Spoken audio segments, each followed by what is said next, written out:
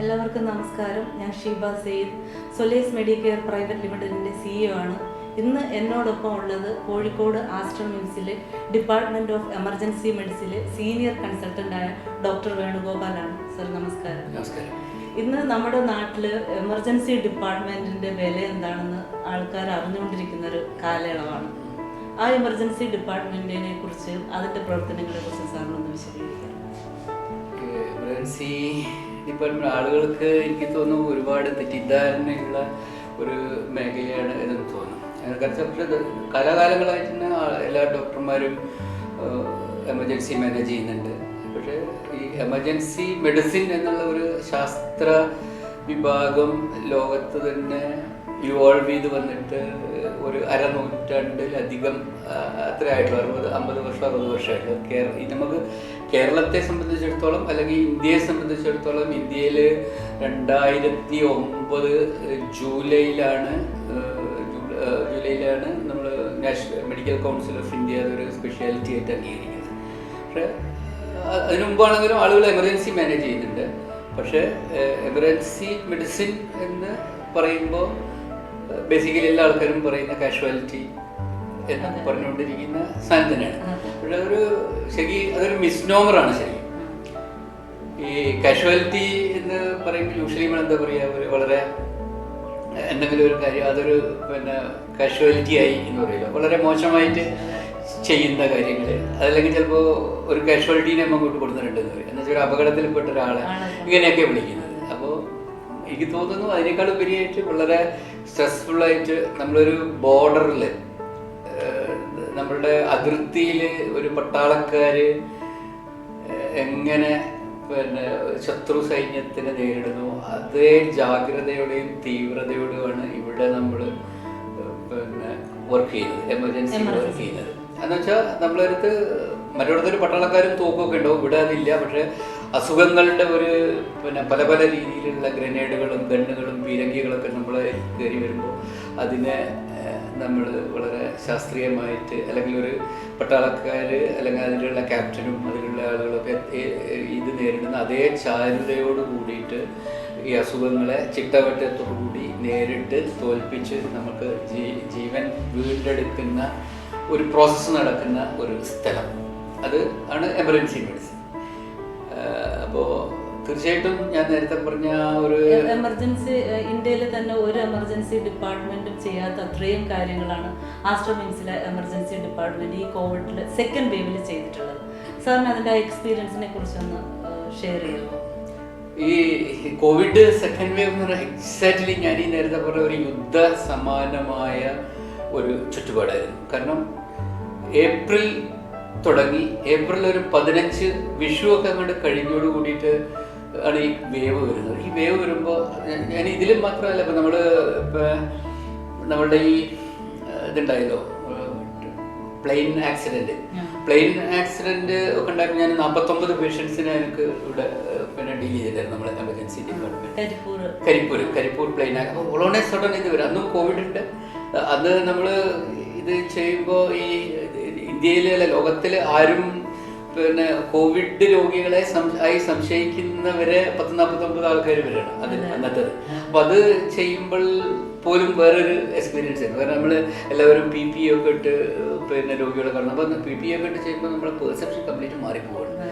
നമുക്ക് നമ്മളെ കേൾവി, നമ്മുടെ കാഴ്ച, നമ്മളുടെ ടച്ച് എല്ലാം മാറിപ്പോവാണ്. പക്ഷെ നമ്മൾ പേഷ്യൻ്റ് മാനേജ്മെൻറ്റിന് ചെയ്യുന്നത് ഈ ഒരു രീതിയിലൂടെയാണ്. അപ്പോൾ ആ ഒരു രീതിയിൽ ചെയ്യുമ്പോഴുള്ള പോലെ തന്നെ ഈ കോവിഡ് സെക്കൻഡ് വേവ് എന്ന് പറഞ്ഞു കഴിഞ്ഞാൽ പേഷ്യൻസ് ഇങ്ങനെ ഒഴുകി വരികയാണ്. അപ്പോൾ നമ്മളുടെ ആശുപത്രിയുടെ മുമ്പിൽ 10-15 ആംബുലൻസൊക്കെ ഇങ്ങോട്ട് എമർജൻസിയിലേക്ക് കയറാൻ വേണ്ടിയിട്ട് സ്പേസ് കിട്ടാതെ കാത്തു നിൽക്കുന്ന ഒരു അവസ്ഥ ഉണ്ടായിരുന്നു. പെർട്ടിക്കുലർലി നമ്മൾ April second week, May first വീക്കിലൊക്കെ. അപ്പോൾ ഞാനൊക്കെ എന്ന് വെച്ചാൽ ഏപ്രിൽ മെയ് മാസങ്ങളിൽ കണ്ടിന്യൂസ് ആയിട്ട്, ഇൻക്ലൂഡിങ് സൺഡേ പോലും ലീവ് എടുക്കാതെ മോർണിംഗ് 8 o'clock വന്ന് രാത്രി 8 മണി 9 മണി വരെ കണ്ടിന്യൂസ് വർക്ക് ചെയ്യേണ്ട ഒരു അവസ്ഥ. അപ്പോൾ അത് പലപ്പോഴും അത് PPEയിലാവുമ്പോൾ നമ്മളൊരു വല്ലാത്ത എക്സോഷൻ, ഒരുപാട് ഇഷ്യൂസ് ഉണ്ട്. അപ്പോൾ അത് പേഷ്യൻസിൻ്റെ കാര്യം എന്ന് പറയുമ്പോൾ കുറച്ചും കൂടെ വ്യത്യാസമാണ്. അപ്പോൾ നമ്മൾ ഞാൻ ഈ പറഞ്ഞ Kozhikode emergency, Aster MIMS emergency എങ്ങനെയാണ് അത് ഡിഫറെൻ്റ് ആയിട്ട് ചെയ്തതെന്ന് പറഞ്ഞാൽ ഇപ്പോൾ പലപ്പോഴും നമ്മൾ എമർജൻസിയിൽ എന്ന് വെച്ചാൽ എമർജൻസിയിൽ നമുക്കിവിടെ മുമ്പ് നമുക്കൊരു 35 ബെഡാണ് ഉണ്ടായിരുന്നത്. ആ 35 ബെഡിൽ ഒരു 10 ബെഡ് നോൺ കോവിഡിനാക്കി മാറ്റി വെച്ചിട്ട് ബാക്കിയുള്ള 25 ബെഡും കോവിഡിനാക്കി മാറ്റി. അത് എല്ലാവരും ചെയ്യുന്നത്, ഞാനും അങ്ങനെ തന്നെ ചെയ്യും, നമ്മളും അങ്ങനെ ചെയ്തു. അപ്പോൾ അത് 25 ബെഡ് തന്നെ 20 ബെഡ് നമ്മൾ എന്ത് ചെയ്യുന്ന വെച്ച് കഴിഞ്ഞാൽ അക്യൂട്ട് കെയർ എന്ന് പറഞ്ഞിട്ട് വെന്റിലേഷനൊക്കെ വേണ്ട പേഷ്യൻസിന് വേണ്ടിയിട്ട് മാറ്റി വെച്ചു. അത് കൂടാതെ എമർജൻസി ഡിപ്പാർട്ട്മെൻറ്റിൻ്റെ തൊട്ട അടുത്ത് തന്നെ കാർ പാർക്കിങ്ങിൽ 2 ICU യൂണിറ്റുകൾ സെറ്റ് ചെയ്തു. ആ 2 ICUവിൽ ഓരോന്നിലും 20 ബെഡ്. അപ്പോൾ അതിലൊക്കെ തന്നെ ബൈപ്പാപ്പ് വേണ്ട പേഷ്യൻ്റ്, വെന്റിലേഷൻ വേണ്ട പേഷ്യൻസ്, ഇത്രയും ഇങ്ങനത്തെ ആളുകളെയൊക്കെ നമ്മൾ അതിലേക്ക് എടുക്കാൻ തുടങ്ങി. അത് കൂടാതെ അത്ര തന്നെ സിവിയർ അല്ലാത്ത ആളുകളെ മാനേജ് ചെയ്യുന്നതിന് വേണ്ടിയിട്ട് ഈ കാർ പാർക്കിങ്ങിൽ തന്നെ 25 ബെഡുള്ള 25 ബെഡ് ഓക്സിജൻ ബെഡും 5 ബെഡ് വെന്റിലേറ്ററുള്ളതായിട്ട് 30 ബെഡുള്ള ഒരു ഫീൽഡ് ഹോസ്പിറ്റൽ സെറ്റ്. അത് ചെയർമാൻ്റെ ഒരു ഡ്രീമായിരുന്നു. അപ്പോൾ മൊത്തം ഈ കോവിഡ് സെക്കൻഡ് വേവിനെ ഹാൻഡിൽ ചെയ്യുന്നതിന് വേണ്ടിയിട്ട് മാത്രം നമ്മൾ എമർജൻസി ഇപ്പോൾ നമ്മൾ മെയിൻ ICU അത് മേളിലുണ്ട്, 30 ബെഡുണ്ട്, വാർഡ് ആ സാധനങ്ങൾ. അത് കൂടാതെ തന്നെ ഞാൻ പറഞ്ഞത് ഒരു സർജറി കപ്പാസിറ്റി മാനേജ് ചെയ്യുന്നതിനായിട്ട് നമ്മൾ 80 ബെഡ്, ഈ 80 നമ്മൾ സാധാരണ ബെഡല്ല, 80 ക്രിട്ടിക്കൽ കെയർ ബെഡ് എമർജൻസി ഡിവിഷൻ്റെ അണ്ടറിൽ ചെയ്തു എന്ന് പറഞ്ഞാൽ ഇന്ത്യയിൽ ഒരു ഹോസ്പിറ്റലും ചെയ്തിട്ടില്ല, ആരും ചെയ്തിട്ടില്ല, ഇൻക്ലൂഡിങ് ഓൾ ഇന്ത്യ ഇൻസ്റ്റിറ്റ്യൂട്ടുകളിൽ വലിയ ഇൻസ്റ്റിറ്റ്യൂട്ട് അവർക്ക് പോലും അത് കഴിയാത്തൊരു സാധനം. അപ്പോൾ ഡെഫിനറ്റ്ലി അതിൻ്റെ റിസോഴ്സ് മാനേജ്മെൻറ്റ്, അതിലേക്ക് വേണ്ട എക്യുപ്മെൻറ്റ്, അത്രയും വെന്റിലേറ്ററുകൾ, BiPAP machine, oxygen resources, dialysis, doctors തുടങ്ങിയിട്ടുള്ള. അപ്പോൾ 40-ലധികം, അതിൽ 20 കൺസൾട്ടൻറ്റ് PG കഴിഞ്ഞിട്ടുള്ള ആൾക്കാരും, പിന്നെ അതല്ലാതെ MBBS ലെവലിലുള്ള അനദർ 30 ഡോക്ടേഴ്സ്, അതുകൂടാതെ 100-150 നേഴ്സിനൊക്കെ പുതുതായിട്ട് മാനേജ്മെൻറ്റ് റിക്രൂട്ട് ചെയ്തത്. അപ്പോൾ ഇത് ഡെഫിനറ്റ്ലി ആ ഒരു സമയത്ത് വലിയൊരു ആശ്വാസമായിട്ടുണ്ട് ഒരുപാട് രോഗികൾ. കാരണം ആ സമയത്ത് കഴിഞ്ഞ ഏപ്രിൽ മെയ് മാസങ്ങളിൽ യുദ്ധസമാനമായിട്ടില്ല, ഞാൻ നേരത്തെ പറഞ്ഞ യുദ്ധസമാനമായിട്ടുള്ള അവസ്ഥ തന്നെയായിരുന്നു. കാരണം ഞാൻ എൻ്റെ ഒരു മെഡിക്കൽ പ്രൊഫഷണൽ 40-30 വർഷത്തിലധികം മെഡിക്കൽ പ്രൊഫഷനിൽ നിൽക്കുമ്പോൾ ഒരിക്കലും ഇങ്ങനത്തെ ഒരു സിറ്റുവേഷൻ നമ്മൾ കണ്ടിട്ടില്ല. അത് ഞങ്ങളൊക്കെ തന്നെ മെൻ്റലി ഭയങ്കര എക്സോസ്റ്റ് ആയിരുന്നു. എന്നാൽ പോലും നമ്മൾ തന്നെ ഈ ഫീൽഡിൽ തളർന്ന് വീഴുമോ എന്നൊക്കെ വിചാരിച്ച് പോയിട്ടുള്ള ദിവസങ്ങളുണ്ട്. അപ്പോൾ രാത്രി നമ്മൾ ഉറങ്ങാൻ കിടന്നു കഴിഞ്ഞാൽ പിറ്റേന്ന് ഉണരുമോ അല്ലെങ്കിൽ നമ്മൾ ഉണ്ടാവുമോ എന്ന് പോലും അറിയാത്ത അത്ര, ഞാനത് വെറുതെ ഇത് പറയില്ല, എക്സാജറേഷൻ ഇല്ലാതെ really I never feel such. ഒരു സമയമൊക്കെ കഴിയുമ്പോഴത്തേക്ക് ഒരു മെയ് മിഡിലൊക്കെ ആകുമ്പോഴേക്ക് നമുക്കിങ്ങനെ എണീറ്റ് നിൽക്കാൻ പറ്റാത്ത പോലത്തെ രീതിയിലാവും. അതിനപ്പുറം എന്ന് വെച്ചാൽ ആളുകൾ ഇങ്ങനെ ഓക്സിജൻ ഇല്ലാതെ ശ്വാസം കിട്ടാതെ ഇങ്ങനെ വലിച്ചു വരുന്നു. അപ്പോൾ നമ്മൾ സാധാരണ രീതിയിലുള്ള ഓക്സിജൻ കൊടുക്കുന്നു, 15 ലിറ്റർ കൊടുക്കുന്നു, അത് മതിയാവുന്നില്ല, അതിൻ്റെ മുകളിലുള്ളത് കൊടുക്കുന്നു, മതിയാവുന്നില്ല, മെഷീനെ കൊണ്ട് കൊടുക്കുന്നു, എന്നിട്ടും അവർക്ക് സാധാരണ കഴിയുന്നില്ല. വെന്റിലേറ്ററിലേക്ക് പോകുന്നു. അപ്പോൾ വെന്റിലേറ്ററിലേക്ക് പോകുന്ന ആളുകൾ വെന്റിലേറ്ററിൽ കയറിയിട്ടുള്ള 90% ആളുകൾക്കും തിരിച്ച് ഇറങ്ങാൻ കഴിയുന്നില്ല. അങ്ങനത്തെ ഒരു സിറ്റുവേഷൻ ഏപ്രിൽ 1 മുമ്പ് ഉണ്ടായിട്ടില്ല. ഏപ്രിൽ 1 മുമ്പ് ഞാൻ 90 വയസ്സ് 95 വയസ്സുള്ള ആളുകളെ ഞാൻ ഇവിടുന്ന് ഒരു പ്രശ്നമില്ലാതെ വീട്ടിലേക്ക് തിരിച്ച് അയച്ചിട്ടുണ്ട്. അവരിപ്പോഴും ജീവിച്ചിരിക്കുന്നുണ്ട്. അതിൽ ഒരാളുടെ പിറന്നാളിന് ഞാനിപ്പോൾ അടുത്ത പ്രാവശ്യം വിഷ് ചെയ്തിട്ടുണ്ട് 95. അപ്പോൾ അത് കോവിഡിൻ്റെ ഒരു നേരത്തെ പറഞ്ഞ ഡെൽറ്റ ഫോം തന്നെ ആയിരിക്കണം കോവിഡിൻ്റെ പ്രസൻറ്റേഷനിൽ. കോവിഡ് കാരണം ഈ നമ്മൾ വിചാരിക്കുന്ന പോലെ ന്യൂമോണിയ മാത്രമല്ലായിരുന്നു. ഓക്കെ, വരുന്ന സമയത്ത് എക്സ്റേ ഒക്കെ നോക്കുമ്പോൾ ഫുള്ള് വെള്ളയിൽ കിടക്കുന്നുണ്ടാവും. എന്നുവെച്ചാൽ അത് കറുപ്പായി ന്യൂമോണിയ മാത്രമല്ല, പേഴ്സണൽ എക്സ്പീരിയൻസ് എൻ്റെ റിലേറ്റീവ് കൂടെ ആയിട്ടുള്ള ഒരു 1.5 ആഴ്ച മുന്നേ സംഭവിച്ചതായിരുന്നു. ആ കുട്ടി പ്രഗ്നൻ്റ് ആയിരുന്നു. ഡെലിവറി കഴിഞ്ഞ് ഹോസ്പിറ്റലിൽ നിന്ന് വീട്ടിൽ പോയി. കോവിഡ് പോസിറ്റീവ് പേഷ്യൻ്റ് ആയിരുന്നു. ഡെലിവറി കഴിഞ്ഞ് വീട്ടിൽ പോയതിൻ്റെ 3-ൻ്റെ അന്ന് വീണ്ടും ഹോസ്പിറ്റലിൽ അഡ്മിറ്റ് ആവുകയും മരണപ്പെടുകയും ചെയ്തു. അപ്പോൾ ആ അഡ്മിറ്റ് ആയിരുന്ന ആ ഒരു പേഷ്യൻറ്റിൻ്റെ ആ ഒരു കണ്ടീഷനെ ഹോസ്പിറ്റൽ എന്തുകൊണ്ടാണ് മനസ്സിലാക്കാണ്ട് പോയത്? അങ്ങനെയല്ല അതിൻ്റെ ഒരു സാധനം. ഭയങ്കരമായിട്ട് ഡിറ്റൂറിയേറ്റ് ചെയ്യുന്ന ഒരു സിറ്റുവേഷൻ. നമ്മൾ നാളെ ഇതുവരെ കാണാത്ത ഒരു ഡിസീസ് പ്രോസസ്സ്. നമുക്കറിയില്ല എന്താണ് ഈ ചെസ്റ്റിൻ്റെ ഉള്ളിൽ ഒക്കെ നടക്കുന്നതെന്നുള്ളത്. ഇപ്പോൾ നമ്മളിപ്പോൾ പ്രത്യക്ഷത്തിൽ നമ്മൾ ഒരുപാട് ഇപ്പോൾ നല്ല ഒരു 50% ആളുകൾ നമ്മളടുത്ത് വന്ന ഈ സെക്കൻഡ് വേവിൽ വന്ന ആളുകൾ മരിച്ചു പോയിട്ടുണ്ട്. കാരണം നമ്മൾക്ക് വരുന്ന കേസുകളെല്ലാം തന്നെ ബാക്കി ആശുപത്രികളിൽ നിന്ന് ട്രീറ്റ് ചെയ്തിട്ട് പിന്നെ ക്യൂർ ചെയ്യാത്ത ആളുകളാണ്. അപ്പോൾ ആ പല ആളുകൾ പിന്നെ നല്ല മോർട്ടാലിറ്റി. അപ്പോൾ അത് നമ്മളിപ്പോൾ ഗവൺമെൻറ്റിൻ്റെ ഡെത്ത് നമ്മൾ നോക്കിയാൽ നമ്മളതിന് ഈ ഏപ്രിലിന് മുമ്പെല്ലാം എങ്ങനെ നോക്കി കഴിഞ്ഞാലും 20-30 ഇടയ്ക്കായിരുന്നു ഗവൺമെൻറ്റിൻ്റെ ഡെത്ത് റേറ്റ്. പക്ഷെ അത് ഒറ്റയടിക്ക് ഏപ്രിൽ മെയ് ആയപ്പോഴത്തേക്ക് 200-300 കയറി. അത് തന്നെ ശരിക്കും ഒരു ഫുൾ കണക്കല്ല. എന്നിട്ട് പോലും അതിപ്പോൾ ഈ അടുത്ത കാലത്ത് ഗവൺമെൻറ് ഒരു ഡയറക്ഷൻസ് ഒക്കെ അതിൽ മോള് വന്നു. എന്നിട്ട് അപ്പോൾ ഞാൻ പറഞ്ഞു വരുന്നതെന്ന് വെച്ചാൽ നമ്മൾ വരുന്ന സമയത്ത് ഒരു ന്യൂമോണിയ ആയിരിക്കും, പെട്ടെന്ന് തന്നെ അത് മോള് വരുന്നത്.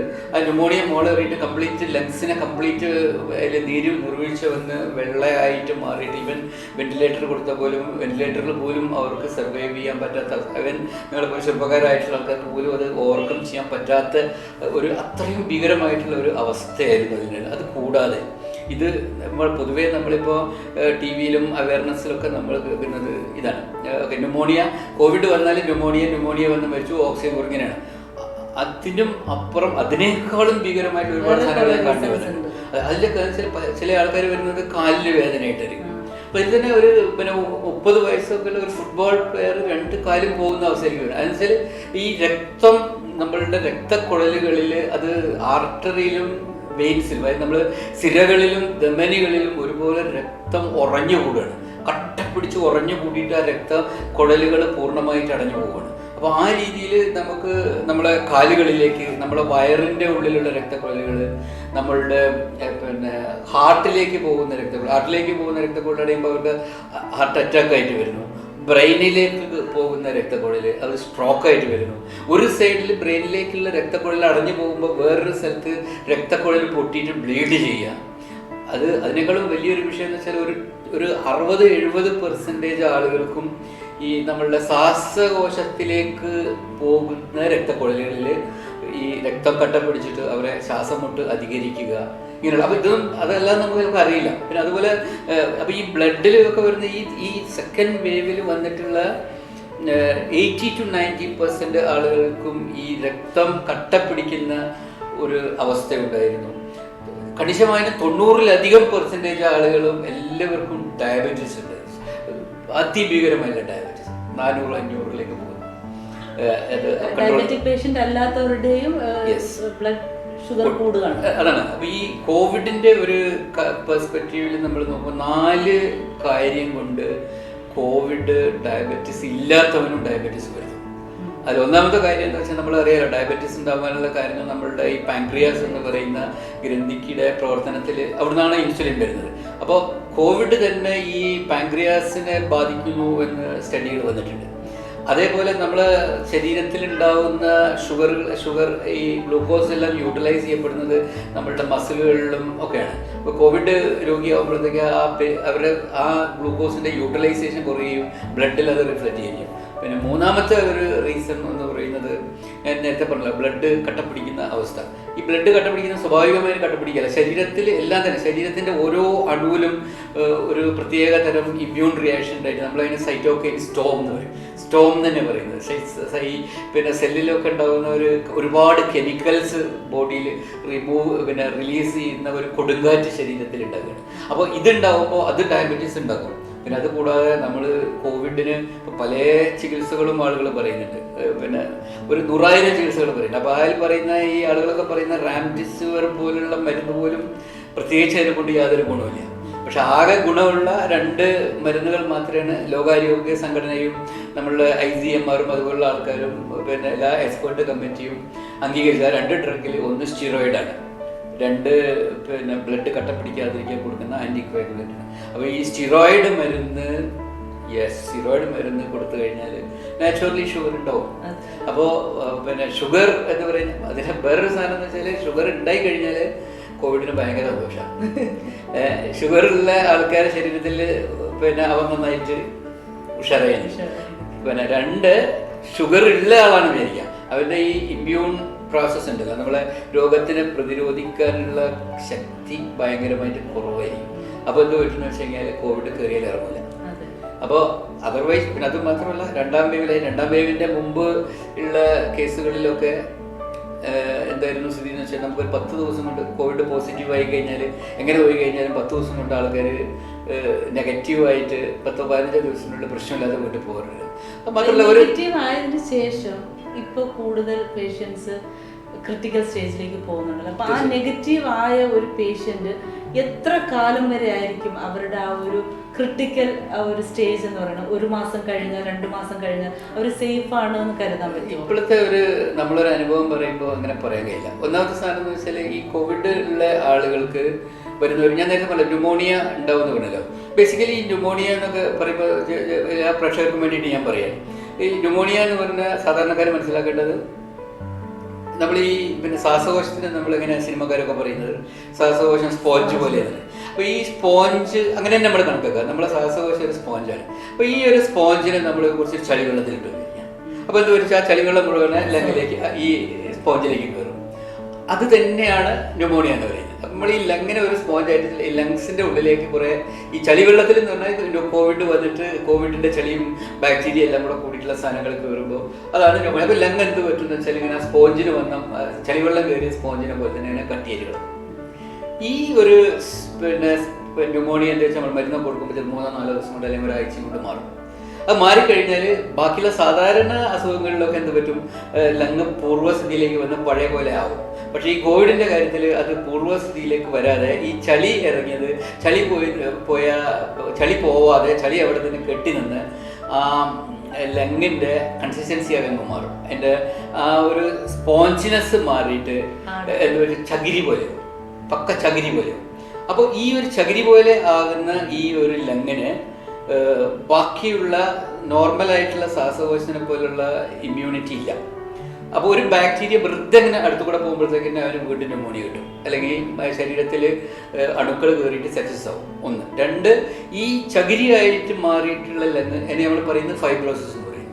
ഫൈബ്രോസ് എന്ന് പറഞ്ഞാൽ ചകിരി പോലെ ഈ ഫൈബ്രോട്ടിക് ആയിട്ടുള്ള ലങ് പൂർവ്വസ്ഥിതിയിലേക്ക് ആവാൻ ചിലപ്പോൾ മാസങ്ങളെടുക്കും. 4 മാസമോ 5 മാസമോ 6 മാസമോ ഒക്കെ എടുക്കും. അപ്പം ഇത്തരം രോഗികൾ പല ആളുകളും വീട്ടിലേക്ക് പോലും ഓക്സിജൻ്റെ സപ്പോർട്ടോട് കൂടിയിട്ട് പോകേണ്ട അവസ്ഥയാണ് വരുന്നത്. വീട്ടിൽ നിന്ന് ഹോസ്പിറ്റലിൽ നിന്ന് ഡിസ്ചാർജ് ചെയ്ത് കഴിഞ്ഞാലും വീട്ടിലേക്ക് ഓക്സിജൻ്റെ സപ്പോർട്ടോടുകൂടെ പോകേണ്ടൊക്കെ അവസ്ഥ. അത് ഹോസ്പിറ്റലിൽ തന്നെ നമ്മൾ ഒരു 2 ആഴ്ച 3 ആഴ്ച കൊണ്ടോ കോവിഡ് കൊണ്ടുള്ള ഒരു റിക്കവറി അവസാനിക്കുന്നില്ല.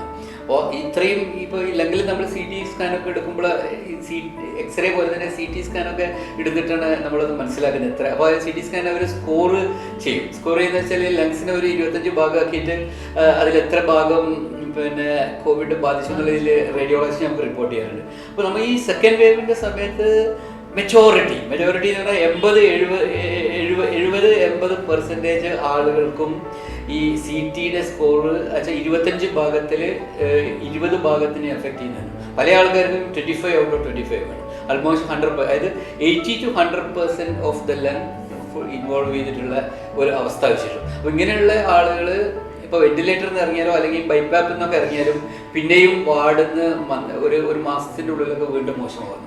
ഡിസ്ചാർജ് ചെയ്തു പോയ ആൾക്കാർ വീണ്ടും പ്രശ്നമായിട്ട് വരും. ഇപ്പോൾ കഴിഞ്ഞ ദിവസം എനിക്ക് വന്നിട്ടുള്ള ഒരു പേഷ്യൻ്റ് കോവിഡ് നെഗറ്റീവായിട്ട് 21ാമത്തെ ദിവസം കാലിൽ വേദനയായിട്ടാണ് വരുന്നത്.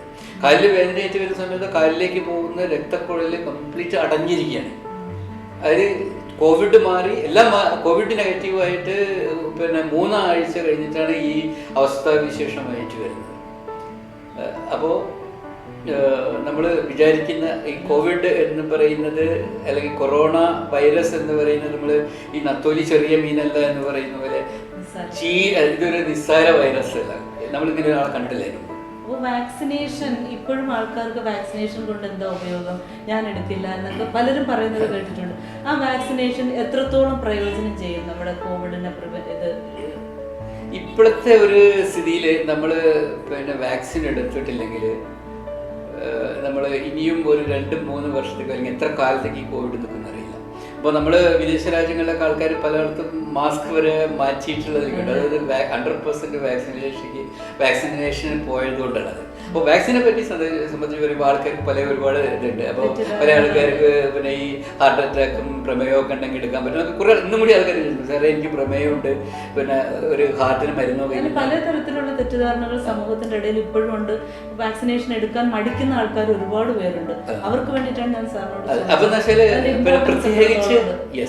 പ്രത്യേകിച്ച് ഈ വാക്സിൻ അല്ലാതെ ഒരു മാർഗമില്ല ഇപ്പോഴത്തെ സ്ഥിതിയിൽ നമുക്കിത് എക്സിറ്റ് ചെയ്യാൻ. നമ്മൾ അത്രയും നമ്മുടെ ചുറ്റും കൊറോണ വൈറസ് നിറഞ്ഞിട്ട് നമുക്ക് ഇതൊന്ന് എക്സിറ്റ് ചെയ്യണമെങ്കിൽ ഒരേ ഒരു മാർഗം വാക്സിനേഷൻ മാത്രമേ ഉള്ളൂ. ബാക്കിയുള്ള മാസ്ക് ഇതൊക്കെ ഓക്കെ. ഈ മാസ്ക്, കൈ കഴുകൽ, പിന്നെ സോഷ്യൽ ഡിസ്റ്റൻസ്, ഈ SMS ഡെഫിനറ്റ്ലി അതിനെ നമ്മൾ സോഷ്യൽ വാക്സിനേഷൻ എന്ന് പറയാം. മറ്റത് ഇമ്മ്യൂണോളജിക്കൽ വാക്സിനേഷനാണ് നമ്മൾ ഈ കുത്തിവെക്കുന്നത്. അപ്പോൾ ഇത് രണ്ടും കൂടെ ഈ social vaccination plus immunological vaccination നമ്മൾ എഫക്റ്റീവായി ചെയ്ത് കഴിഞ്ഞാൽ നമുക്കിതൊന്ന് എക്സിറ്റ് ചെയ്യാം. അപ്പോൾ ഇത് ആളുകളോട് എനിക്ക് പറയാനുള്ളത്, വാക്സിൻ അവൈലബിൾ ആണെങ്കിൽ നിങ്ങൾക്ക് കിട്ടുന്നുണ്ടെങ്കിൽ ഗോ ആൻഡ് ടേക്ക്. വാക്സിൻ എടുക്കാതിരിക്കാനുള്ള ഒരു കോൺട്രാ ഇൻഡിക്കേഷനും ഇല്ല. അപ്പോൾ അത് എന്തെങ്കിലും പ്രത്യേകിച്ച് ഇങ്ങനെ അലർജി അസുഖങ്ങളിലൊക്കെ അവർക്ക് അലർജിയാണ് എടുക്കുന്നില്ല. പക്ഷെ അങ്ങനെയുള്ള ആളുകൾക്ക് വാക്സിൻ എടുക്കാൻ യാതൊരു പിന്നെ അതിനൊരു കോൺട്രാ ഇൻഡിക്കേഷനും ഇല്ല. മാത്രമല്ല അത്തരം ആളുകൾക്ക് കോംപ്ലിക്കേഷൻ നമ്മൾ എന്തെങ്കിലും എക്സ്പെക്റ്റ് ചെയ്യുന്ന ആളുകളുണ്ടെങ്കിൽ അവരെ നമ്മൾ ഈ ക്യാമ്പുകളിൽ നിന്നൊന്നും എടുക്കാതെ നമ്മളൊരു ആശുപത്രിയുടെ സാഹചര്യത്തിൽ ഡോക്ടറുടെയൊക്കെ ആ ഒരു സെറ്റപ്പിൽ എടുത്തു കഴിഞ്ഞാൽ നമുക്കതിന്ന് കിട്ടും. പക്ഷേ ഈ മറ്റൊരു കാര്യം, ഞാൻ ഈ വാക്സിൻ്റെ കാര്യം ആൾക്കാർ വാക്സിൻ വന്നല്ലോ ഇനിയിപ്പോൾ എനിക്ക് ഇതൊന്നും കിട്ടില്ല എന്ന് പറയുന്നവരെ പറയുന്നുണ്ട്. അതൊരു പൂരമണ്ഡലമാണ്. അത് ഞാൻ പറയാൻ കാര്യം എന്താ വെച്ചെങ്കിൽ ഞാൻ എപ്പോൾ ആൾവേസ് അത് ഞാൻ ഈ ഹെൽമെറ്റിനോടാണ് ഞാൻ. ഇപ്പോൾ നമ്മൾ ബൈക്ക് വാങ്ങിയ ആൾക്ക് നമ്മളൊരു ഹെൽമെറ്റ് കൊടുക്കും. കാരണം ഇനി എമർജൻസിയിൽ ഏതുകൊണ്ടെങ്കിൽ അതാണ് റിലേറ്റ് ചെയ്യാനെളുപ്പം. അപ്പോൾ ഈ ഹെൽമെറ്റ് ഞാൻ മോനെ നീ വണ്ടി ഓടിക്കുന്ന ഹെൽമെറ്റ് എന്ന് പറഞ്ഞു കഴിഞ്ഞാൽ ഇവൻ പറയണ എനിക്ക് പിന്നെ ഹെൽമെറ്റൊക്കെ വാങ്ങി തന്നിട്ടുണ്ട് വാപ്പ, പക്ഷെ എനിക്ക് ഞാൻ ആക്സിഡൻറ്റ് പെടില്ല എന്ന് പറഞ്ഞു കണ്ണടച്ച് വണ്ടി ഓടിച്ച കാര്യമില്ലല്ലോ. അപ്പോൾ ഹെൽമെറ്റ് വെച്ചാൽ ഓക്കെ, ഡെഫിനറ്റ്ലി ഹെൽമെറ്റ് വെച്ചതുകൊണ്ട് നമ്മൾ ആക്സിഡൻറ്റിൽ പെടില്ല എന്ന് നമുക്ക് പറയാൻ പറ്റില്ല. ആക്സിഡൻറ്റ് ഉണ്ടാവാം. പക്ഷേ ഹെൽമെറ്റ് വെച്ചിട്ട് നമ്മൾ ആക്സിഡൻറ്റിൽ പെട്ട് കഴിഞ്ഞാൽ നമ്മൾ രക്ഷപ്പെടാനുള്ള സാധ്യത വളരെ കൂടുതലാണ്. അപ്പോൾ വാക്സിൻ എന്ന് പറയുന്നത് കൊറോണ വൈറസിൻ്റെ അറ്റാക്കിൽ നിന്ന് രക്ഷപ്പെടാനുള്ള ഒരു ഹെൽമെറ്റാണ്, അല്ലെങ്കിൽ ഒരു സീറ്റ് ബെൽറ്റാണ്. അതാണ് ഒരു എമർജൻസി മാൻ എന്നുള്ള രീതിയിൽ നമുക്ക് പറയുന്നത്. തേർഡ് വേവ് അല്ലെങ്കിൽ ഒരു മൂന്നാം തരംഗം കോവിഡിന് ഉണ്ടാവും എന്ന് പറയുന്നത് അതിൻ്റെ എത്രത്തോളം ഭീകരതയായിരിക്കും അതിനുണ്ടാവുക എന്നുള്ളത്, എത്രത്തോളം നമ്മുടെ പ്രേക്ഷകർ അവെയർ ആയിട്ടിരിക്കണം? എനിക്ക് തോന്നുന്നത് നമുക്ക് പൊതുവേ നമ്മളെ നാട്ടുകാർക്കുള്ളൊരു കുഴപ്പമെന്ന് വെച്ചാൽ ഈ പറഞ്ഞ സാധനം നമുക്കുള്ളതല്ല വേറെയുള്ളവർക്കുള്ളതാണ് എന്നാണ് നമ്മളൊരു പൊതുവേ ഉള്ളൊരു ധാരണ. അതിൽ നിന്നാണ് ശരിക്കും ഈ പറഞ്ഞു കഴിഞ്ഞാൽ ഈ സെക്കൻഡ് വേവിൽ നമ്മൾ ഇത്രയും പ്രശ്നത്തിലായിപ്പോയത്. ശരിക്കും നമ്മൾ പൊതുവേ ഗവൺമെൻറ്റിൻ്റെ അടുത്ത് വരുന്ന കണക്കുകളെക്കാളും കൂടുതലുണ്ട്. അത് ഗവൺമെൻറ് ഇപ്പോൾ ഈ അടുത്ത കാലത്താണ് അത് കംപ്ലീറ്റ് ചെയ്ത് റെക്ടിഫൈ ചെയ്തത്. കഴിഞ്ഞ ഒരാഴ്ച മുമ്പാണ് റെക്ടിഫൈ ചെയ്തത് ഈ ഡെത്തും ബാക്കിയുള്ള കാര്യങ്ങളും. അപ്പോൾ ഞാൻ ഈ സെക്കൻഡ് വേവിൻ്റെ ഭീകരത പലപ്പോഴും എനിക്ക് എത്ര ആൾക്കാരത് അനുഭവിച്ച ആൾക്കാർ, ICU കടന്ന ആൾക്കാരും കയറിയ ആളുകളും അത് നന്നായിട്ട് പിന്നെ അനുഭവിച്ചിട്ടുണ്ടാവും. കാര്യം എന്ന് വെച്ചാൽ നമുക്ക് ഈ അവസ്ഥ എന്ന് പറയുന്നത് ഓക്സിജൻ, അതായത് 21% ഓക്സിജൻ മതി നമുക്ക് ജീവിക്കാൻ. പക്ഷേ നമ്മൾ അന്തരീക്ഷ വായുവിലുള്ള ആ പിന്നെ ഓക്സിജൻ നമുക്ക് മതിയാവാതെ വരികയും നമ്മൾ 100% ഓക്സിജൻ മെഷീൻ്റെ സപ്പോർട്ടോടുകൂടെ കൊടുത്തിട്ട് പോലും ആ കൊടുക്കുന്ന ഓക്സിജൻ നമ്മളെ ശരീരത്തിൻ്റെ സെല്ലുകളിൽ എത്താതിരിക്കുകയും ചെയ്യുന്ന വലിയൊരു ബാരിയർ, നമ്മൾ ഈ കൊടുക്കുന്ന ഓക്സിജൻ കൊണ്ട് പോകാനും വലിയൊരു ബാരിയർ ശരീരത്തിൻ്റെ ഉള്ളിൽ പെർട്ടിക്കുലർലി എൻ്റെ ലങ്ങിൻ്റെ ഭാഗത്ത് ഉണ്ടാവുകയാണ്. അപ്പോൾ ഇത് എന്താണ് എക്സാക്റ്റ് പത്തോളജി എന്നുള്ളത് പലർക്കും അറിയില്ല. ഇവൻ നമ്മൾ ആരും പോസ്റ്റ്മോർട്ടം ചെയ്ത് നോക്കിയിട്ടില്ല. പോസ്റ്റ്മോർട്ടം ഒക്കെ ചെയ്ത് നോക്കിയാലേ കൃത്യമായിട്ട് അറിയുള്ളൂ. അപ്പോൾ ഇതിൻ്റെ ഒരു അവസ്ഥ എന്ന് പറയുക, ഈ ICUലൊക്കെ കിടക്കുക, അപ്പോൾ ഈ വെന്റിലേറ്ററിൽ കിടക്കുക എന്ന് പറഞ്ഞാൽ വളരെ ഭീകരമായിട്ടുള്ള അവസ്ഥയാണ്. വളരെ ഭീകരമായ അവസ്ഥ. മൂക്കിലൂടെ ട്യൂബ്, വായിലൂടെ ട്യൂബ്, മൂത്രത്തിൽ ട്യൂബ്, എവിടെയൊക്കെ നമ്മൾ നവദ്വാരങ്ങളിൽ ട്യൂബായിട്ട് ഇങ്ങനെ ഒരു ലൈക്ക് ഡെഡ് മരിച്ച രൂപത്തിൽ തന്നെ കിടക്കുകയാണ്. അപ്പോൾ ആ ഒരു കിടപ്പ് എന്ന് പറയുന്നത് അതിൽ നിന്നിട്ട് ഇറങ്ങി വരുന്നവർ വളരെ ഭീകരമാണ്. അത് വെന്റിലേറ്റർ ഇല്ലാത്തപ്പോൾ ബൈപ്പാപ്പ് പോലുള്ള ആളുകളുണ്ട്. അപ്പോൾ ഇതിൽ കിടക്കുന്ന ആളുകളുടെ അവസ്ഥ എന്ന് പറഞ്ഞാൽ അവർക്ക് ഈ ഒരു ബൈപ്പാപ്പ് മെഷീൻ അല്ലെങ്കിൽ ഓക്സിജൻ്റെ ഒരു മാസ്ക് നമുക്കൊരു തുള്ളി ഒരു കവിള് വെള്ളം നമുക്ക് തൊണ്ടങ്ങനെ വരലാണ്, ഒരു കവിള് വെള്ളം നമുക്ക് കുടിക്കണം. അപ്പോൾ ഈ വെള്ളം കുടിക്കാൻ വേണ്ടിയിട്ട് ഈ പിന്നെ സാധനങ്ങൾ മാറ്റി ഇത് കൊടുക്കണ്ടെങ്കിൽ ഈ മാറ്റാനുള്ള ഒരു 30 സെക്കൻഡ് പോലും അവർക്ക് ഈ സാധനം മാറ്റിയിട്ട് ചെയ്യാൻ പറ്റില്ല. അവരവസ്ഥ എന്നാലോചിച്ചു. ഇത് പിന്നെ അവസാനം ഒരു മാസമൊക്കെ ആകുമ്പോഴത്തേക്ക് ഈ സാധനം ഇല്ലെങ്കിൽ ഇതിന് എക്സിറ്റ് ഇല്ല എന്നുള്ള രീതിയിൽ അവർ മെൻ്റലിയും അല്ലാതെ ഈ NIV അല്ലെങ്കിൽ ബൈപ്പാപ്പ് ഡിപ്പെൻഡൻ്റ് ആവുന്ന വളരെ ഭീകരമായിട്ടൊരു അവസ്ഥ നമ്മൾ കണ്ടിട്ടുണ്ട്. അതെല്ലാം നമ്മൾ കണ്ടതാണ്. അപ്പോൾ ഈ ബൈപ്പാപ്പിലൊക്കെ കിടക്കുമ്പോൾ ഇതാണ് അവസ്ഥ. ബൈപ്പാപ്പിൽ നിന്ന് നമുക്ക് ഈ ബൈപ്പാപ്പ് മെഷീൻ മാറ്റാൻ അവർക്ക് കഴിയില്ല. അല്ലെങ്കിൽ അതുകൊണ്ട് അതായത് ബൈപ്പാപ്പ് അല്ലെങ്കിൽ NIV ഡിപ്പെൻഡൻ്റ് ആയിട്ട് മാറുകയാണ്, ഓക്സിജൻ ഡിപ്പെൻഡൻ്റ് ആയിട്ട് മാറുകയാണ്. പിന്നെ അതേപോലെ നമ്മൾ ഈ ഇതിൽ കിടക്കുന്ന സമയത്ത് നമ്മളുടെ ഒരു 3 വയസ്സിന് താഴത്തേക്കുള്ള ഒരു അവസ്ഥയിലേക്ക് നമ്മൾ ഓരോ ആൾക്കാരും മാറുകയാണ്. കാര്യം എന്ന് വെച്ചാൽ നമുക്ക് ബാത്റൂം നമുക്ക് എണീറ്റ് നിൽക്കാൻ കഴിയില്ല. നമ്മൾ വലതുവശത്ത് നിന്ന് ഇടതുവശത്തേക്ക് ചെരിഞ്ഞു കിടക്കാൻ കഴിയില്ല. അല്ലെങ്കിൽ ഒരു പെർട്ടിക്കുലർ പൊസിഷനിലാണ് ഏറ്റവും അധികം ഓക്സിജൻ അവർ കിട്ടുന്നുണ്ടാവുള്ളൂ. അപ്പോൾ നമുക്ക് ഈ കിടപ്പിൽ തന്നെ ആ ബെഡിൽ തന്നെ നമ്മൾ ഡയപ്പർ ഇട്ടിട്ട് അതിലാണ് നമ്മൾ മൂത്രമൊഴിക്കുന്നത് ഈ രോഗികൾ. അതിൽ തന്നെയാണ് നമ്മൾ വയറ്റിൽ നിന്ന് പോകുന്നത്. അപ്പോൾ നമ്മൾ കോൺഷ്യസ് ആണ്, വളരെ ഭീകരമായിട്ടുള്ള അവസ്ഥയാണ് ഇത്. നമുക്ക് അനുഭവിക്കുന്നതിൻ്റെ ഒരു എക്സ്ട്രീമാണ്. അപ്പോൾ ഞാൻ പറയുന്നത് എന്താണെന്ന് വെച്ച് കഴിഞ്ഞാൽ, ഇത് അനുഭവിക്കാത്തവർക്ക് വേണ്ടിയിട്ടാണ് ഞാനിത് നേരിട്ട് കണ്ട ആൾ എന്നുള്ള പറയുന്നത്. അപ്പോൾ ഇതിലേക്ക് വരാതിരിക്കാൻ നമ്മൾ പ്രിക്കോഷൻ എടുത്തേ മതിയുള്ളൂ. നമുക്കതിന് ഞാൻ നേരത്തെ പറഞ്ഞ 2 ഇമ്മ്യൂണൈസേഷൻ, അതായത് SMS സോഷ്യൽ ഇമ്മ്യൂണൈസേഷൻ, 2 വാക്സിൻ, അത് നമ്മൾ എന്തെങ്കിലും തൊട്ടുകൂടുതൽ കാര്യങ്ങൾ പറഞ്ഞിട്ട് വാക്സിൻ നിന്ന് ഒഴിവാകരുത്. കാരണം എന്ന് വെച്ചാൽ അതല്ലാതെ നമുക്ക് മാർഗമില്ല. ഈവൻ ചിലപ്പോൾ വാക്സിൻ എടുത്ത ആളുകൾക്കും കിട്ടും. ഇപ്പോൾ എന്നെയൊക്കെ സംബന്ധിച്ചിടത്തോളം എനിക്ക് ഫസ്റ്റ് ഡോസ് എടുത്തതിന് ശേഷമാണ് എനിക്ക് കോവിഡ് കിട്ടിയത്. പിന്നെ അത് കഴിഞ്ഞിട്ട് ഞാൻ സെക്കൻഡ് ഡോസ് കൊടുത്തു. ഫസ്റ്റ് ഡോസ് എടുത്തവർക്കും കോവിഡ് വരുന്നുണ്ട്. അത് ഞാൻ നേരത്തെ പറഞ്ഞ ഹെൽമെറ്റിന്റെ കഥ തന്നെ. ഹെൽമെറ്റ് ധരിച്ചതുകൊണ്ട് നിങ്ങൾ ആക്സിഡന്റിൽ പെടാതിരിക്കില്ലല്ലോ. പിന്നെ വൈറസിന് ഡിഫറെന്റ് രൂപഭാവങ്ങളുണ്ട്. അപ്പോൾ അതാണ് ഇപ്പോൾ ഡെൽറ്റ എന്നൊക്കെ പറഞ്ഞ് ഇന്ത്യയിൽ മാത്രം കാണുന്നത്. അപ്പോൾ ഐ എം ഷുവർലി നമ്മൾ കഴിഞ്ഞ ഏപ്രിൽ മെയ് മാസങ്ങളിൽ കണ്ടത് ഡെൽറ്റ തന്നെയാണ് എന്നാണ് ഞാൻ വിചാരിക്കുന്നത്. നമ്മളതിൻ്റെ ഇതൊക്കെ നമ്മൾ വൈറൽ മാപ്പിങ്ങിനൊക്കെ വിട്ടിട്ടുണ്ട്, റിസൾട്ട്സ് ഒക്കെ വെയിറ്റ് ചെയ്യുന്നേ ഉള്ളൂ. അപ്പോൾ അതാണ് സെക്കൻഡ് വേവ്.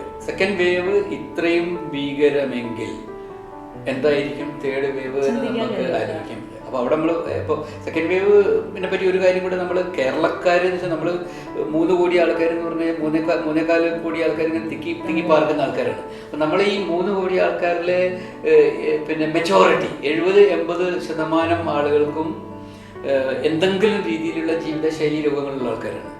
അതിൽ തന്നെ ഒരുപാട് നമുക്ക് കിടപ്പ് രോഗികളുണ്ട്, പാലിയേറ്റീവ് രോഗികളുണ്ട്, വൃക്ക രോഗികളുണ്ട്, ക്യാൻസർ രോഗികളുണ്ട്. അപ്പോൾ ഈ വിധ ആളുകൾ ഞാൻ കഴിഞ്ഞ വർഷമൊക്കെ ഏഷ്യാനെറ്റിലൊക്കെ ഒരുപാട് കാര്യങ്ങൾ പറയുമ്പോൾ ഞാൻ പറയുന്ന ഒരു കാര്യം, നമ്മൾ ആരെ സംരക്ഷിച്ചില്ലെങ്കിലും ഈ വൾണറബിൾ ഗ്രൂപ്പിനെ മാത്രം നമ്മൾ ഐസൊലേറ്റ് ചെയ്യുക, അവരെ മാത്രം സംരക്ഷിക്കുക, റിവേഴ്സ് ക്വാറന്റൈൻ ചെയ്യുന്നത് നമ്മൾ റിപ്പീറ്റഡായി പറഞ്ഞിട്ടുണ്ട്. അപ്പോൾ ആ ഗ്രൂപ്പിന്, അതായത് രണ്ടാമത്തെ വേവ് തുടങ്ങിയ മുതൽ തന്നെ ഈ ടൈപ്പ് ആളുകളാണ് നമ്മുടെ അടുത്തേക്ക് വരുന്നത്. ഞാനിവിടെ മാനേജ് ചെയ്തിരുന്നത് 50 വയസ്സിന് മേളിലുള്ള ആളുകളായിരുന്നു. ഡോക്ടർ മഹേഷൊക്കെയാണ് യങ്ങർ ആൾക്കാരെ മെയിൻ ICUവിൽ മാനേജ് ചെയ്യുന്നത്. അപ്പോൾ എൻ്റെ അടുത്ത് വന്നിട്ടുള്ള എല്ലാ ആൾക്കാരും 50 വയസ്സ്, 60 വയസ്സ്, 70 വയസ്സ്, 50 വയസ്സുള്ള ആൾക്കാരാണ്. എല്ലാ ആളുകളും ഒന്നിലധികം കോമോബിറ്റീസ്, ഒന്നില്ലെങ്കിൽ പ്രഷർ, പ്രമേയം, അല്ലെങ്കിൽ പ്രമേയം, കിഡ്നി ഡിസീസ്, അല്ലെങ്കിൽ ക്യാൻസർ, കിഡ്നി മാറ്റി വെച്ചവർ, ഇങ്ങനെയൊക്കെയുള്ള ആളുകളാണ്. പല ആളുകളെയും നമുക്ക് ഈ ഒരു രോഗപ്രതിരോധത്തിൽ വേണ്ട പോലെ രക്ഷിക്കാൻ കഴിഞ്ഞില്ല. കാര്യം എന്താണെന്ന് വെച്ചാൽ അവരുടെ ശരീരം പ്രതികരിക്കുന്നില്ല. കാരണം അപ്പോൾ നമ്മൾ മനസ്സിലാക്കേണ്ടതെന്ന് വെച്ചാൽ ഈ കേരളത്തിൽ ഒരു 40 മുതൽ 60% ആളുകൾക്ക് ഈ രീതിയിലുള്ള അസുഖങ്ങൾ, അല്ലെങ്കിൽ ഈ ജീവിതശൈലി രോഗങ്ങളും ക്യാൻസർ പോലുള്ള അസുഖങ്ങളൊക്കെ ഉണ്ടായതുകൊണ്ട് തന്നെ അവർക്ക് കോവിഡ് കിട്ടുമ്പോൾ ലോകത്തെ മറ്റേത് ഭാഗങ്ങളിൽ നിന്നും, അല്ലെങ്കിൽ ഇന്ത്യയിലെ മറ്റേത് സംസ്ഥാനങ്ങളിൽ നിന്നും നമ്മളുടെ മരണനിരക്ക് തുലവും കൂടുതലായിരിക്കും. അത് നമ്മൾ മനസ്സിലാക്കണം. ഇപ്പോഴും ആളുകൾ എത്ര അത് മനസ്സിലാക്കിയിട്ടുണ്ടെന്ന് എനിക്കറിയില്ല. അപ്പോൾ തേർഡ് വേവിലേക്ക് പറയുമ്പോൾ നമ്മൾ പൊതുവെ ശാസ്ത്ര രംഗത്തുള്ള ആളുകളും വൈദ്യരംഗത്തുള്ള ആളുകളൊക്കെ പറയുന്നത് ഇത് ഇനി ഇപ്പോൾ കുറച്ചും കൂടെ താഴ്ന്ന ഏജിലേക്കുള്ള 40 വയസ്സിന് താഴെയുള്ള കുട്ടികളിലേക്ക് ഒക്കെ ഇറങ്ങി വരുന്ന പറയുന്നത് ഭയങ്കര ഡിസാസ്റ്റർ ആയിരിക്കും. അപ്പോൾ കുട്ടികളിലേക്ക് വരുമ്പോൾ വയസ്സായിട്ടുള്ള ആളുകളിലേക്ക് വരുമ്പോൾ തന്നെ നമുക്കത് താങ്ങാൻ പറ്റുന്നില്ല. അപ്പോൾ കുട്ടികൾ എന്ന് പറഞ്ഞാൽ ഒരു കുട്ടീൻ്റെ ചിരിയും കുട്ടിയുടെ കളിയും ഒന്നും നമ്മൾ കണ്ട് പൂതി തീരുന്നതിന് മുമ്പ് അവൻ വെന്റിലേറ്ററിലാകുക, ആ വെന്റിലേറ്ററിലായിട്ട് അവൻ്റെ മരണം സർട്ടിഫൈ ചെയ്യുന്ന ഞങ്ങൾ മരണം ആക്സെപ്റ്റ് പറയുന്നത് കേൾക്കുന്ന ആൾ, ആ മാതാപിതാക്കൾ, അവരൊന്നും എനിക്ക് ആലോചിക്കാനേ പറ്റുന്നില്ല എങ്ങനെയാണ് അത് ചെയ്യുന്നത്. അപ്പോൾ അത് മാത്രമല്ല, ഈ ഇപ്പം നമ്മൾ ഈ നമ്മളെ ഒരു സോഷ്യോ കൾച്ചറൽ ചേഞ്ചിൽ വന്നിട്ടുള്ള ഒരു പ്രധാനപ്പെട്ട കാര്യം എന്ന് വെച്ചാൽ നമ്മളൊരു ജോയിൻറ്റ് ഫാമിലി സിസ്റ്റത്തിൽ നിന്ന് നമ്മൾ ന്യൂക്ലിയർ ഫാമിലി സിസ്റ്റത്തിലേക്ക് വന്നു. 2 കുട്ടി, അത് ഒരു കുട്ടി എന്നുള്ള ലെവലിലേക്ക് പോകുന്നു. അപ്പോൾ നമുക്ക് ഒരു മാതാപിതാവ് ആ ഒരു കുട്ടി കോവിഡിന് ഇതായിട്ട് പിന്നെ കൈ നഷ്ടപ്പെടുന്ന അല്ലെങ്കിൽ ക്രിബിൾഡ് ആവുന്ന ഒരവസ്ഥ ആലോചിച്ചു. അങ്ങനത്തെ സ്ഥാനത്തേക്ക് നമ്മൾ പോരുത്. അപ്പോൾ അതിൽ ഓരോ ആളുകളും അതിനുള്ള എന്താണ് പ്രതിരോധം വേണ്ടതെന്ന് വെച്ച് കഴിഞ്ഞാൽ, ഇത് എന്ന് വെച്ചാൽ ഒരു ഗവൺമെന്റിനോ അല്ലെങ്കിൽ കുറച്ച് ആരോഗ്യ പ്രവർത്തകർക്കൊന്നും അതിലൊന്നും ചെയ്യില്ല. നമുക്ക് നിങ്ങൾ വരുമ്പോൾ ഇതാക്കാം. പക്ഷേ ഞങ്ങളൊക്കെ ചെയ്യുമ്പോൾ ഞാൻ പറഞ്ഞില്ല, എൻ്റെ ഒരു പിന്നെ എനിക്ക് 2ാമത്തെ തവണ വന്ന് ഇത്രയും അഗ്രസീവായ വൈറസിൻ്റെ ഇടയിൽ നിന്നിട്ട് 60 ദിവസം കണ്ടിന്യൂസ് നമ്മൾ ഡേ ആൻഡ് നൈറ്റ് പണിയെടുക്കുകയാണ്. അപ്പോൾ അതിൽ നമ്മൾ കിട്ടാതെ പോയത് ചിലപ്പോൾ ഈ വാക്സിൻ്റെ എഫക്റ്റായിരിക്കാം. പിന്നെ ദൈവം എന്താണ് കരുതി നമുക്കറിയില്ല. അതുകൊണ്ട് കുറേ ആൾക്കാരെ സഹായിക്കാൻ പറ്റി. ഈ അങ്ങനെ പറ്റിക്കൊള്ളണം. പക്ഷേ ഞാൻ പറഞ്ഞ പോലെ 3rd വേവ് എന്ന് പറഞ്ഞാൽ ഈ 2nd വേവ് തന്നെ നമുക്ക് പിന്നെ എന്നെ സംബന്ധിച്ചിടത്തോളം ഞാൻ പറഞ്ഞാൽ ഇമാജിൻ ചെയ്യാൻ പറ്റാത്ത അത്രയും ഭീകരമാണ്. അത് ഞാൻ കണ്ടുകൊണ്ടിട്ടുണ്ട്. ഞാൻ ഈ 2nd വേവിൻ്റെ സമയത്ത് ഒരു 300-400 പേഷ്യൻസിനെ ഞാൻ നോക്കിയിട്ടുണ്ട്. അതിന് മുമ്പ് 1000-ഓളം പേഷ്യൻസിനെ ഫസ്റ്റ് വേവിൽ നോക്കിയിട്ടുണ്ട്. പക്ഷെ അതിൽ ഈ 2nd വേവ് ഇപ്പോൾ അനുഭവം കണ്ടത് പറയുന്നതെന്ന് വെച്ചാൽ ഭീകരമാണ്, അതിഭീകരമാണ്. അങ്ങനത്തെ ഒരു സാധനം വരാതിരിക്കാൻ എന്താ വേണ്ടി വെച്ചാൽ എന്തും നമ്മൾ ചെയ്യണം എന്നാണ് 3rd വേവിൻ്റെ വേവ്. നമുക്കറിയില്ല എങ്ങനെയാണിത് നമ്മളോട് പ്രതികരിക്കുന്നത്. പ്രേക്ഷകർക്ക് വേണ്ടിയിട്ട് വളരെ ഇൻഫോർമേറ്റീവ് ആയിട്ടുള്ള കാര്യങ്ങളാണ് ഡോക്ടർ പറഞ്ഞത്. എല്ലാവരും കോവിഡിനെ പ്രതിരോധിക്കാനുള്ള മാർഗങ്ങൾ എന്താണെന്ന് വെച്ചിരുന്നാൽ അത് സ്വീകരിക്കുക. സോഷ്യൽ ഡിസ്റ്റൻസിങ് പറയുന്നത് ഗവൺമെൻറ്റിന് വേണ്ടിയിട്ടോ മറ്റുള്ളവർക്കോ വേണ്ടിയിട്ടല്ല, അവനവന് വേണ്ടിയിട്ട് എല്ലാവരും പ്രതിജ്ഞാബദ്ധരാണ്. സൊലേസ് മെഡിക്കെയറിൻ്റെ പ്രവർത്തനങ്ങളെ കുറിച്ചുള്ള സാറിൻ്റെ അഭിപ്രായം എന്താണ്? ഇത്തരം പ്രവർത്തനങ്ങൾ ഈ പറഞ്ഞ പോലെ ഇങ്ങനെയുള്ള ഡിജിറ്റൽ പ്ലാറ്റ്ഫോമാണ്. പ്രത്യേകിച്ച് ഇപ്പോൾ ഒരു കോവിഡിൻ്റെ ഒരു സാഹചര്യത്തിൽ ഡിജിറ്റൽ പ്ലാറ്റ്ഫോമിന് വലിയ പ്രാധാന്യമുണ്ട്. അപ്പോൾ ആളുകൾക്ക് എന്ത് എമർജൻസിക്ക് വേണ്ടിയിട്ട് നമ്മളെ വിളിക്കാം, ഹെൽപ്പ് ചെയ്യാൻ പറ്റുന്നതാണ്. ഹോസ്പിറ്റലിലേക്ക് വരാൻ പറ്റാത്ത ആൾക്കാരെ എത്തിക്കുക, അവർക്കുള്ള ശരിയായ മാർഗങ്ങൾ പറഞ്ഞു കൊടുക്കുക, അതിനുള്ള ഹെൽപ്പ് ചെയ്യുക എന്നുള്ളതാണ് നമ്മുടെ മോട്ടോ. അതാണ്. അപ്പോൾ അതൊരു ചെറിയ കാര്യമല്ല. കാരണം പല ആളുകൾക്ക് എവിടെ എന്ത് എങ്ങനെയാണ് അറിയാത്ത ആളുകളുണ്ട്. പിന്നെ അതൊക്കെ ഉണ്ടെങ്കിൽ തന്നെ ഈ പറഞ്ഞ പോലെ ഇപ്പം ഇതിൽ എനിക്ക് തോന്നുന്നു നിങ്ങൾ അതിലേക്ക് വന്നിട്ടുണ്ടോ എന്ന് എനിക്കറിയില്ല. ഈ പ്രായമായിട്ടുള്ള ആളുകളെ ഒരു പ്രത്യേക രീതിയിൽ തന്നെ അവർക്ക് സഹായിക്കാനുള്ള ഒരു വിങ്ങനെ വേണമെന്നാണ് നമ്മളത് ചെയ്യുന്നുണ്ട്. ഹോസ്പിറ്റലിലേക്ക് എത്താൻ പറ്റാത്തവരെ ടാക്സി കൊണ്ടെത്തിക്കുക. അതല്ലാന്നുണ്ടെങ്കിൽ ഇവിടുന്ന് ഇപ്പം മിംസ് ചെയ്യുന്നുണ്ട്, ഹോം കെയർ ചെയ്യുന്നുണ്ട്. അത് നമ്മൾ ഇവിടുന്ന് ടൈപ്പ് ചെയ്തുകൊണ്ട് അതിനുള്ള ഹെൽപ്പ് പേഷ്യൻസിന്. ഓരോ ഹോസ്പിറ്റലിലും ഇത്തരം കാര്യങ്ങളുണ്ടെങ്കിലും അതേക്കുറിച്ച് അവയർനെസ് ഇല്ലാത്ത ആൾക്കാരാണ് കൂടുതൽ. അപ്പോൾ ആ അവയർനെസ് പബ്ലിക്കിന് കൊടുക്കുക എന്നുള്ളതാണ് ഞങ്ങളുടെ ഫേമിൻ്റെ ഉദ്ദേശം. അപ്പോൾ താങ്ക് യു വെരി മച്ച് സാറിൻ്റെ വളരെ വാല്യുബിൾ ആയിട്ടുള്ള ടൈമും ഇൻഫർമേഷൻസുമാണ് തന്നത്. Thank you so much. മാത്രമല്ല സൊലേസിന് ഇതുപോലുള്ള കാര്യങ്ങൾ ഒരുപാട് കാര്യങ്ങൾ ചെയ്യാൻ കഴിയട്ടെ. അള്ളാഹ് നിങ്ങളെ അനുഗ്രഹിക്കട്ടെ, എപ്പോഴും ഒപ്പം ഉണ്ടാവട്ടെ. കാരണം ഇതൊക്കെ എവിടെ എഴുതി വെക്കാൻ നമുക്കറിയില്ല, അതിന് സാധ്യമായിട്ട്. Thank you so much.